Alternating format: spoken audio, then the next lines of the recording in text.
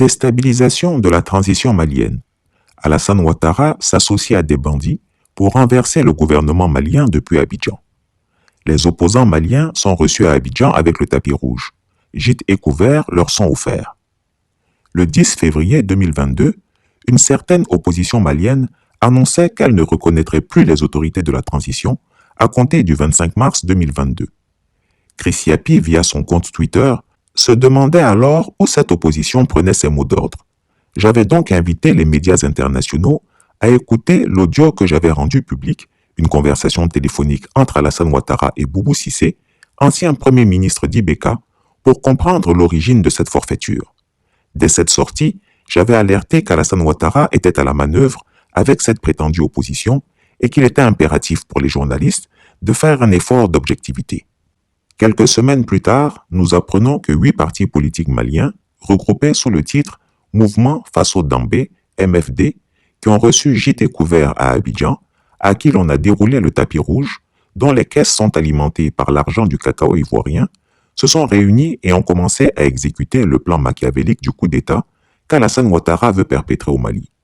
Cela fait maintenant 2 ans que Chris Yapi, aussi bien en bambara qu'en français, tente d'alerter les autorités et l'opinion malienne de ce que le super menteur Alassane Ouattara fait partie du grand et vaste complot de la France pour asseoir une mainmise décisive et définitive sur le Mali.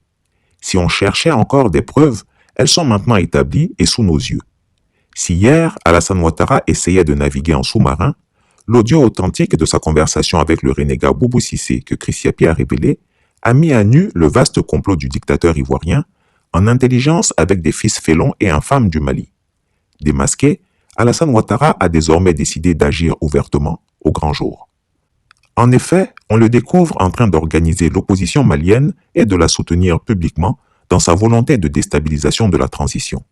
Ils s'enhardissent même, ses opposants, jusqu'à déclarer qu'ils ne reconnaîtront plus le gouvernement de transition et formeront à partir d'Abidjan leur propre gouvernement au lendemain du 27 février 2022. Je suis le président de la transition civile qui va commencer à partir du 27 février 2022 sur tout le territoire malien. Maintenant, je ne suis pas le président de la République. Nous allons organiser des élections dans un délai de 6 mois pour que les Maliens puissent voter et élire librement le président de la République. Nous ne faisons qu'appliquer la Constitution. Ok. Conseil Yacouba Bané, Journal Le Temps. Tout à l'heure, vous dites que vous n'avez le soutien de personne, d'aucun pays. Mais c'est notre pays, vous avez rencontré M. Ouattara. Est-ce que c'est vrai? Je vous ai dit que nous n'avons pas le soutien et nous ne demandons ni le soutien et nous n'attendons ni le soutien de quelque pays que ce soit. Et je tiens à préciser que je n'ai jamais rencontré le président Ouattara. Par contre, j'aurais été très heureux lors de ce séjour et je reviendrai en Côte d'Ivoire, si Dieu me le permet, de le rencontrer parce que c'est un modèle pour nous, les Maliens, et nous sommes fiers du président Ouattara pour toute l'œuvre qu'il a eu à accomplir. Non pas seulement pour votre pays, mais pour notre pays. Je vous ai rappelé que nous avons plusieurs millions de nos compatriotes qui vivent ici. En clair, ils font un pronunciamiento à partir de la capitale ivoirienne. De mémoire, on ne se souvient pas que dans la sous-région ouest africaine, un pays ait officiellement donné sa caution à une opposition si clairement et ouvertement pour lancer un appel public au renversement du gouvernement d'un pays voisin et à constituer un gouvernement parallèle à celui en place. Certes, des régimes ont accueilli des opposants en exil, mais aucun d'entre eux n'a jamais poussé le bouchon assez loin jusqu'à œuvrer ouvertement à la déstabilisation d'un pays voisin à partir de son territoire et avec l'aide de ses médias. Après avoir violé la Constitution pour faire un 3e mandat illégal et illégitime, Alassane Ouattara, cet octogénaire super menteur devenu gaga, prépare désormais à partir du territoire ivoirien le renversement de gouvernements étrangers. On se souviendra que le même individu interdisait à tous les présidents de la CEDEAO d'accueillir dans leur capitale ses opposants, notamment Guillaume Soro. À coup de mensonges, il expliquait que ce dernier voulait lui faire un coup d'État et que l'accueillir sur leur territoire serait une intelligence avec un putschiste et de ce fait un casus belli. Le voici prêt, la main dans le sac de la déstabilisation, en complicité avec un renégat malien, Enea Ibrahim Kamara, ci-devant président de la coalition Mouvement Faso Dambé. Ce dernier, qui a appelé à des rassemblements dans toutes les grandes villes du Mali pour faire tomber les autorités de la transition, avait également diffusé en janvier 2022 un message vidéo à partir d'Abidjan dans lequel il appelait tous les Maliens à ne plus reconnaître le pouvoir des autorités de transition.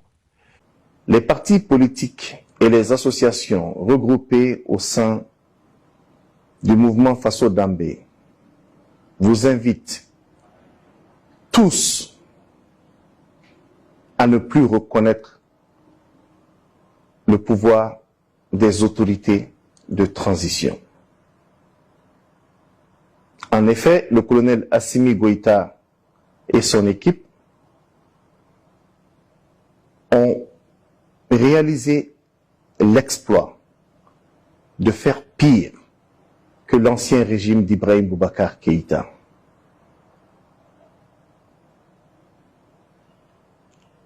Mais cela ne leur suffit pas. Aujourd'hui, ils veulent mettre le pays à feu et à sang. Ils sont dans le déni total de la démocratie et veulent entraîner avec eux tout un peuple. Malheureusement pour eux, les Maliens sont vigilants. Ce n'est pas la meute affamée de mendiants de luxe qui constituent leurs partisans qui va pouvoir imposer leur velléité autocratique à l'ensemble d'un peuple qui est connu et respecté par ses valeurs traditionnelles et ses principes contemporains. Le problème qui a été créé par Assimi Goïta et les membres de sa junte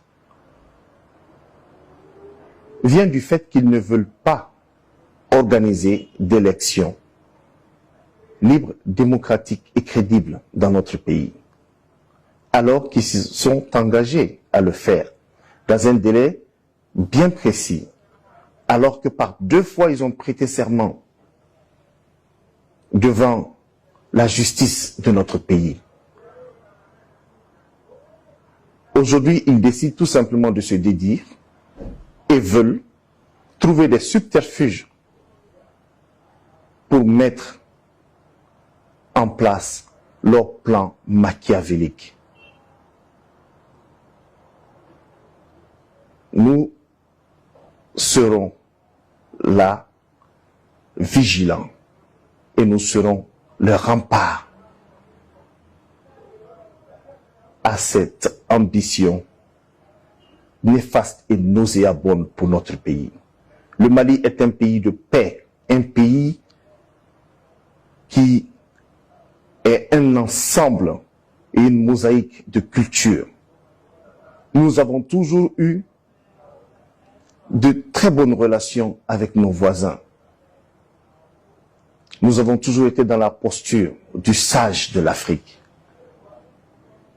Nous ne laisserons pas une équipe de parvenus, d'assoiffés et surtout d'incompétents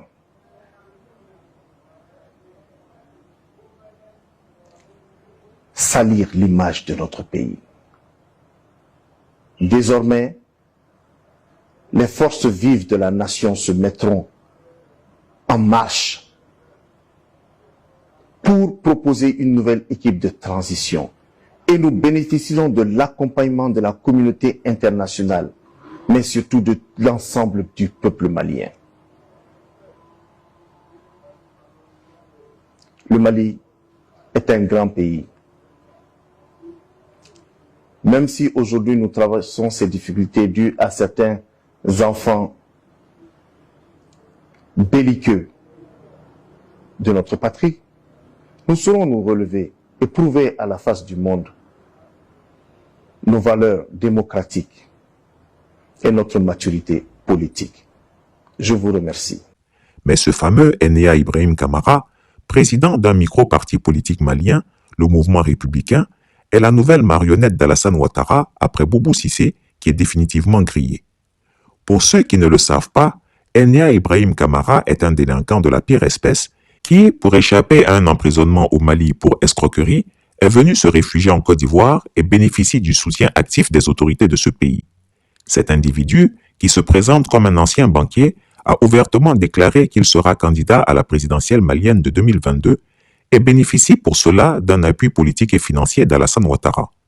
Pourtant, cet homme est l'incarnation du parfait truand et de l'escroc de Grand Akabi.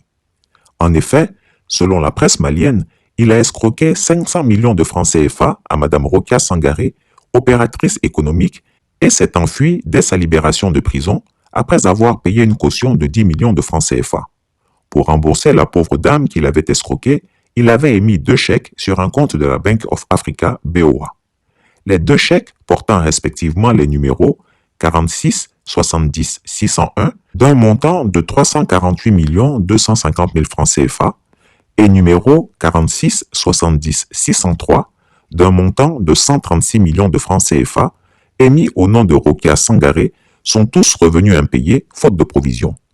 Alors, craignant une arrestation, il a fui en Côte d'Ivoire, d'où, avec l'appui d'Alassane Ouattara, il s'organise pour déstabiliser le Mali. Ce bandit de grand chemin et copain d'Alassane Ouattara, lui-même grand brigand et super menteur, est interdit de séjour en Europe et serait même fiché par Interpol pour suspicion de graves délits financiers. Alassane Ouattara, comme on le voit, s'entoure toujours de la pègre. Regardez ceux qui l'entourent au RHDP, ce parti qui est devenu un nid d'escrocs et bandits de grand chemin. Pour rappel, ceux qui ont connu la guerre du Biafra au Nigeria savent que le président Houphouët-Boigny a soutenu la sécession biafraise et Emeka Ojukwu, le leader de la rébellion, n'a jamais poussé le bouchon si loin jusqu'à autoriser la formation d'un gouvernement en exil sur le sol ivoirien. Assurément, Alassane Ouattara n'est pas oufouettiste. Ainsi est découvert le sorcier de la sous-région ouest-africaine, le super menteur Alassane Ouattara, qui a dans ses gènes et son ADN la violence et la guerre. Mesdames et messieurs, chers compatriotes, le mardi 23 février 2022, à Abidjan, j'ai entendu M. Enea Ibrahim Kamara, président du mouvement républicain du Mali, au cours d'une conférence de presse, annoncer la formation d'un gouvernement civil de transition le 27 février prochain en Côte d'Ivoire. Qu'est-ce à dire? La Côte d'Ivoire serait-elle en passe de devenir une base arrière pour une partie de l'opposition malienne? Mesure-t-on les conséquences qui pourraient en découler? Le constat est clair. La situation sociopolitique que vit le Mali nous interpelle individuellement et collectivement. En tant que voisins de ce pays, frères, et en tant qu'Africains. Cette situation a des implications multiples, tant au plan sécuritaire qu'au plan économique et qu'au plan social. Chris Yapi ne ment pas. Retrouvez Chris Yapi sur son nouveau compte Twitter, ses 2 chaînes YouTube, sa chaîne Dailymotion, Instagram et Mediapart.